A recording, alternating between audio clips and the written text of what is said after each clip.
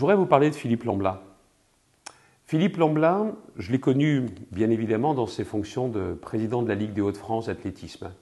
Quelqu'un d'entreprenant avec toujours des nouvelles idées, et quelqu'un qui, surtout pour porter ses idées, a voulu s'appuyer sur une équipe. Et ça, c'est important. Que ce soit bien évidemment Liévin, rendez-vous mondial incontournable, rendez-vous de record, mais pas seulement.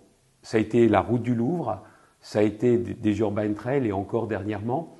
Et ce qui m'a marqué au-delà de tout ce que la Ligue d'athlétisme fait, c'est cette volonté de toujours faire mieux et de toujours faire ensemble et en équipe.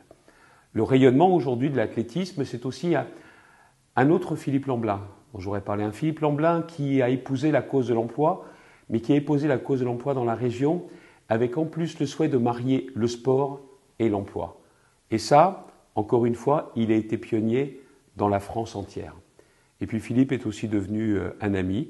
C'est la raison pour laquelle je voudrais, dans cette élection, qui est bien évidemment propre au monde de l'athlétisme, avec ses 2500 clubs, juste porter un témoignage. Philippe, c'est quelqu'un qui est attaché profondément à Hauts-de-France, mais qui voit plus loin et qui veut faire davantage encore.